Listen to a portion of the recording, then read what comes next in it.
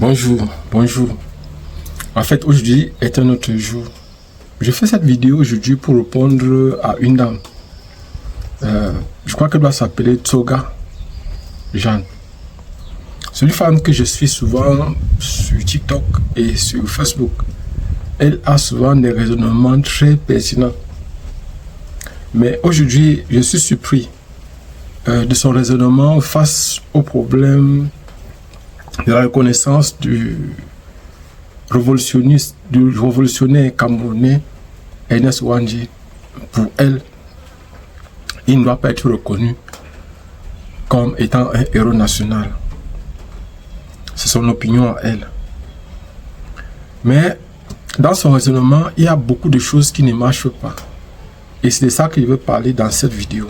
Mon objectif n'est pas de faire en sorte qu'elle soit comme une cible, qu'elle devienne peut-être, je sais pas, l'ennemi des gens, non. C'est une discussion intellectuelle, c'est un raisonnement intellectuel, c'est un débat intellectuel. Il ne s'agit pas ici pour moi de vouloir faire en sorte qu'elle devienne l'ennemi de beaucoup de gens, qu'elle devienne comme la cible des gens. Mais j'ai, depuis un certain temps, l'impression que c'est comme s'il y a des personnes sur la toile uniquement qui sont là et qui ont des objectifs bien précis. Personnellement, je ne sais pas pourquoi est-ce que ces gens-là font ça. Je ne sais pas. Bon, peut-être qu'ils sont payés pour ça, peut-être que je ne sais pas. Bon, mais elle a dit qu'elle a les documents. Vous savez, en 2022, lorsque Emmanuel Macron, le président français, était au Cameroun, il a dit qu'il veut reconnaître les souffrances que les Camerounais ont endurées pendant la période postcoloniale et la période coloniale. Pendant la période après la colonisation plutôt, et pendant la colonisation. Il veut reconnaître, pour reconnaître les souffrances des Camerounais. Mais moi, personnellement, je ne vois pas l'importance d'une telle opportunité. Je ne sais pas pourquoi est-ce que il faut faire quelque chose de ces gens-là. Parce que le mal qui est fait a été fait. Vous savez, ce que le Cameroun a enduré, il faut voir ce que l'Algérie a enduré. Pour comprendre un peu le pire, pour comprendre un peu la souffrance que les Camerounais, surtout les Camerounais de la région de l'ouest du Cameroun, ont dû endurer. Aujourd'hui, jusqu'aujourd'hui, on a l'impression que tous les gouvernements qui suivent ont un problème particulier avec cette région-là. Mais ce n'est pas de ça que nous allons parler aujourd'hui dans cette vidéo. Nous allons répondre à Madame Tsoga. Nous allons décortiquer, on va l'écouter et puis on va raisonner, on va analyser ce qu'elle a dit et on va montrer les limites de ce qu'elle dit. Déjà, il veut commencer par dire que personnellement, en ce qui me concerne, je ne vois pas l'utilité d'une telle opportunité, par exemple, par rapport à ce que Emmanuel Macron a demandé. Parce que le rapport a donné plus de 1000 pages de documents. Et on parle de... On a donné... Il y a une partie qui concernait un chercheur camerounais, je crois, un musicien camerounais, et puis aussi, il y a un chercheur français. Derrière ce chercheur français, on parle de plus de 50 autres chercheurs. Donc le rapport a donné plus de 1000 pages. Et dans ces 1000 pages, je ne sais pas ce qui est le contenu, parce que pour le moment, je n'ai pas encore lu, mais ce qui est sur dans les jours qui viennent, il y a de fortes chances que je puisse lire le contenu de ce rapport-là.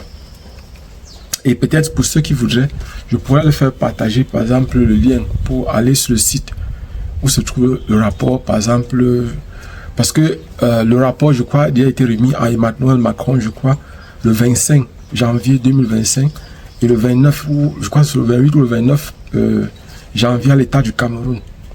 Le rapport a été remis. Et vous voyez, par exemple, il y a des choses qui me surprennent sur ce que Notre-Dame a dit. Parce que dans le fond, Mme Tsoga ne reconnaît pas. Elle n'a rien dit concernant, par exemple, ce que Ouandji a dû faire. Parce que, selon elle, avant les indépendances, tout ce qui avait été fait, Ouandji était vice-président. Parce qu'avant les indépendances, le premier président, c'était d'abord Ruben Oumiobe.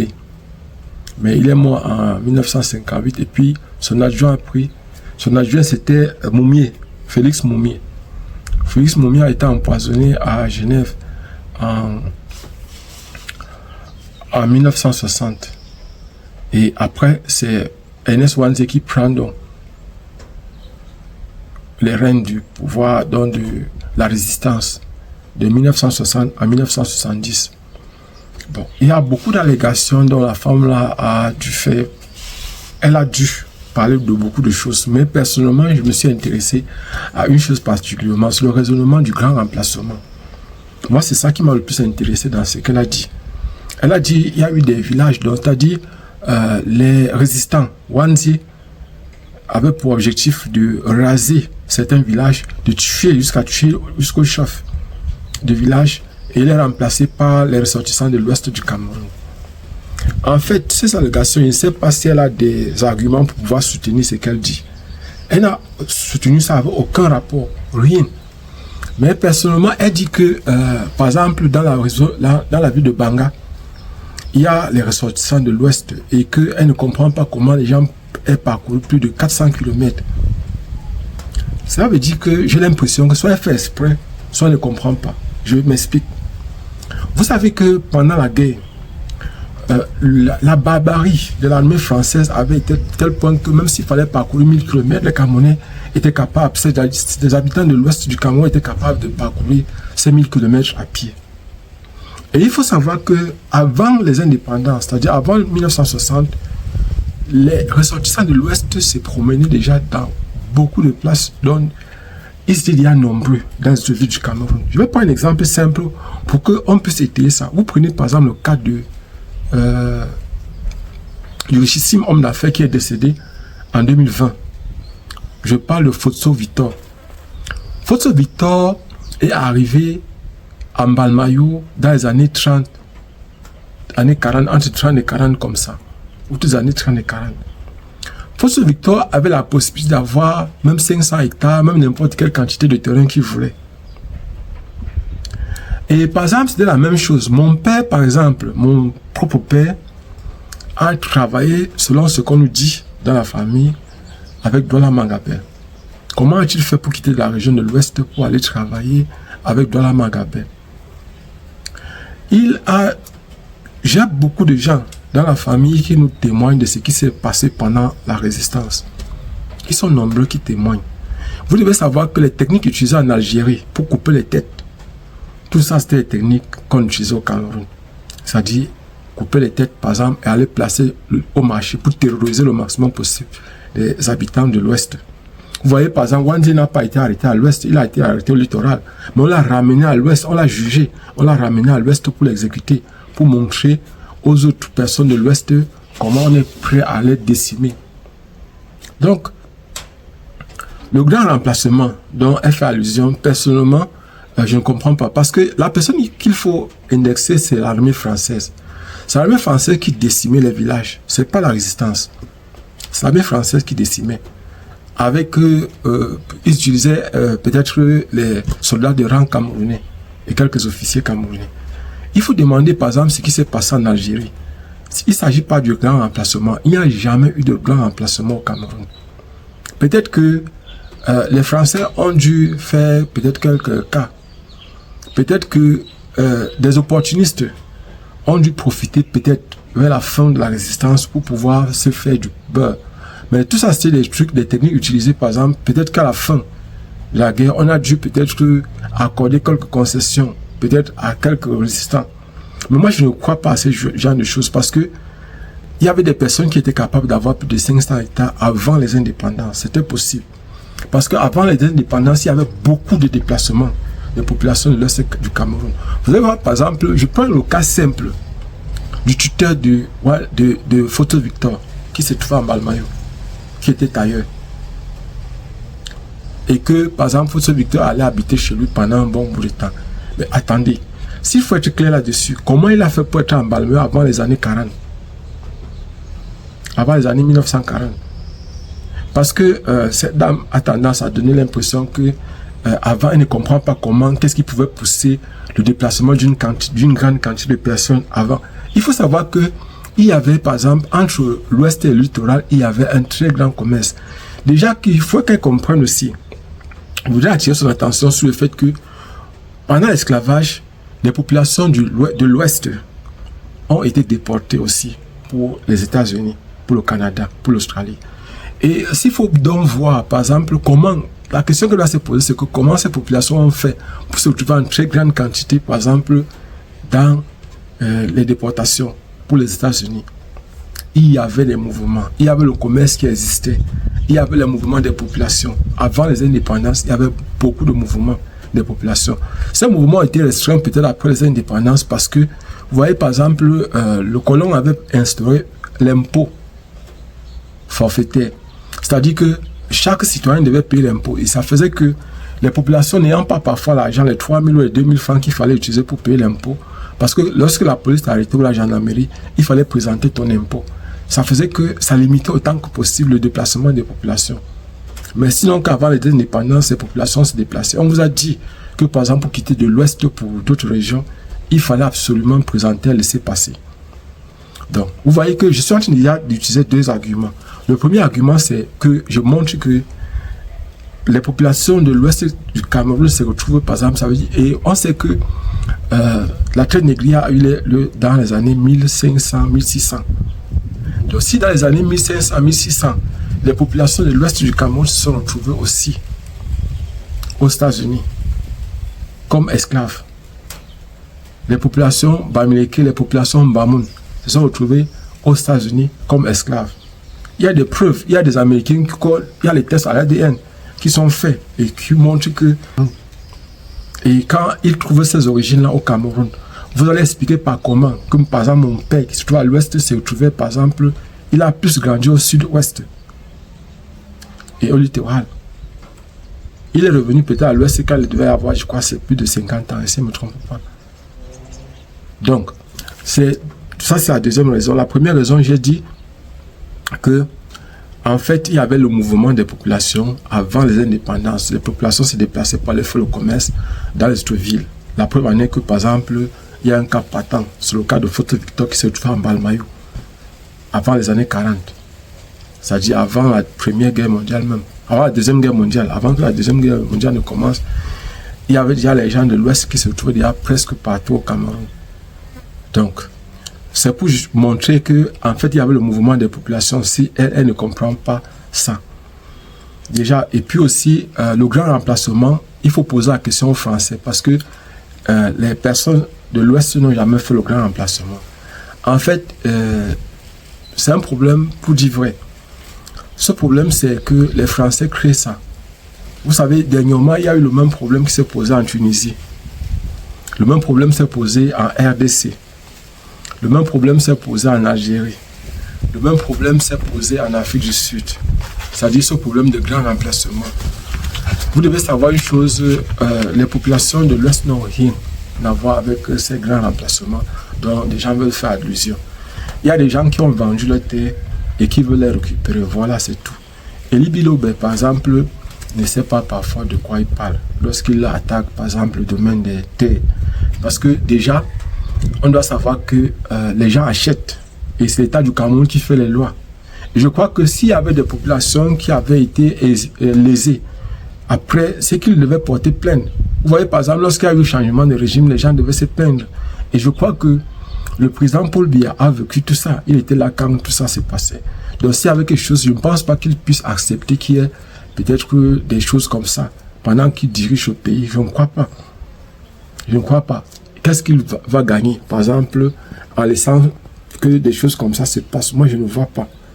Donc, je crois que, dans le fond, j'ai réussi à démontrer, j'espère que j'ai réussi à démontrer qu'il y avait le mouvement des populations et que la personne à qui il faut demander concernant le rasage des populations, des villes ou des villages, il faut demander ça aux Français.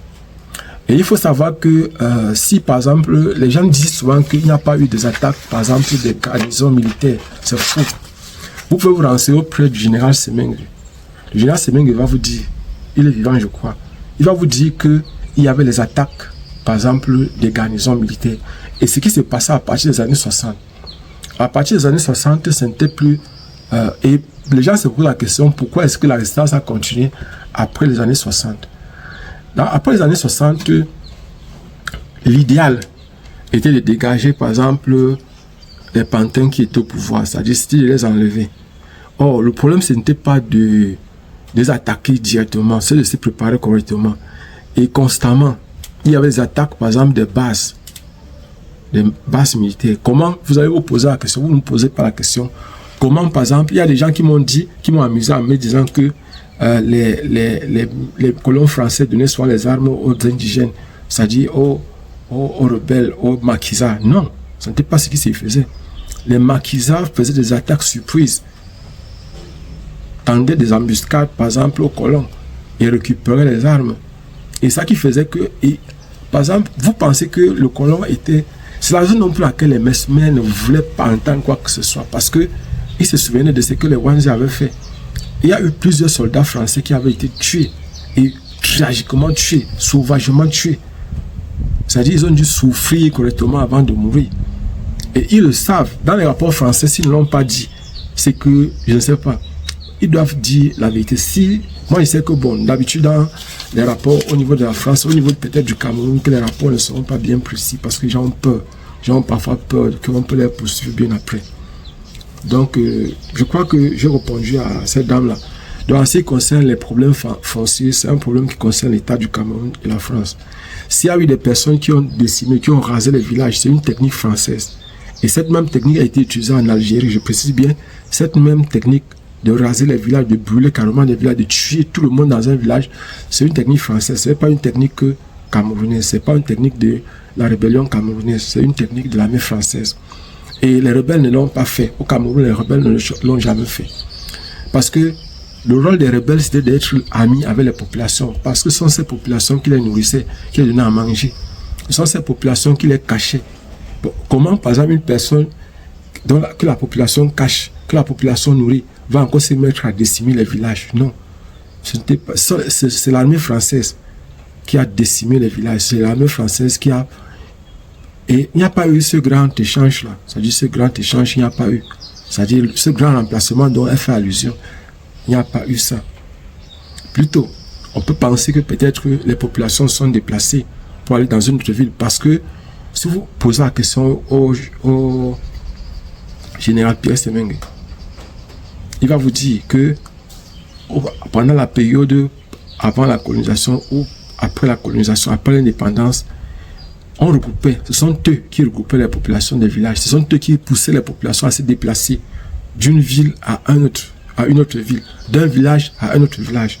Donc ce sont eux qui peuvent dire, par exemple, dans quelle ville ils ont déplacé les populations qui se trouvaient là-bas, ou bien est-ce qu'ils ont rasé carrément. Parce qu'aujourd'hui, par exemple, on s'attaque au peuple bamileke, on s'attaque par exemple, alors que ce peuple-là n'a rien à voir. Si on attaque par exemple des gens qui peut-être étaient dans la résistance, ce n'était pas tous les Bamileke qui étaient dans la résistance. Il y avait certains qui étaient pacifiques, certains qui ne voulaient même pas s'y mêler à ce genre de choses. Donc, et aujourd'hui, par exemple, il y a une cabane, c'est vrai. Cela arrive souvent quand les élections sont proches. C'est là où on utilise ce genre de choses pour intimider, pour faire peur. Mais je crois que j'ai répondu à la dame.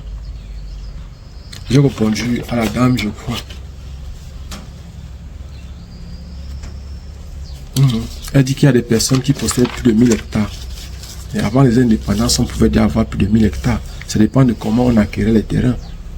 Il y avait les gens qui avaient les moyens. La première année qui allait, j'ai bien dit, j'ai des familles qui sont par exemple dans le Mungo.